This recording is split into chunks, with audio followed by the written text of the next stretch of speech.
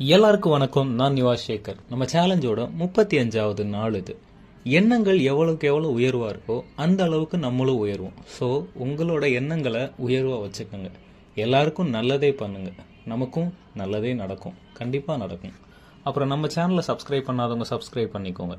இன்னைக்கான பாட்டு நான் பாடி அப்லோட் பண்ணிட்டேன், பார்த்துக்கோங்க. பிடிச்சிருந்தா லைக் பண்ணுங்கள், உங்களுக்கு பிடிச்ச பாட்டை கமெண்ட் பண்ணுங்கள். அப்புறம் இன்றைய கதை உங்களுக்காக. கதைப்பக்கம். மாமல்லபுரத்தில் மலர்ந்த காதல் பாகம் 35. கண்ணெதிரே ஒரு டீ கடை இருக்க ஆதவன் ஒரு டீ வாங்கி பருகிறான்.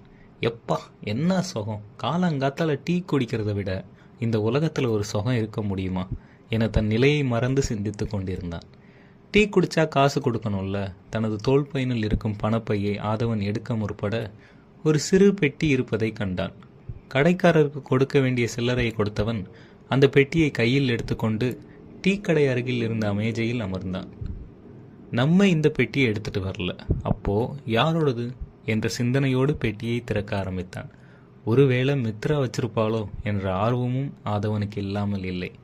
காலையில் வீட்டிற்கு வந்த மித்ரா 10 மணி ஆன பின்னும் தனது அறையை விட்டு வெளியவே வரவில்லை. கண் சிமிட்டாது தனது அறையில் சுற்றி கொண்டிருந்த காத்தாடியையே பார்த்து கொண்டிருந்தார். அவன் சாப்பிட்ருப்பானா இந்நேரம்? பாவம், என்னால் இவ்வளோ கஷ்டப்படுறானே என எண்ணியபடியே இருந்தாள் மித்ரா. தொடரும். டாட்டா, போயிட்டு வரேன்.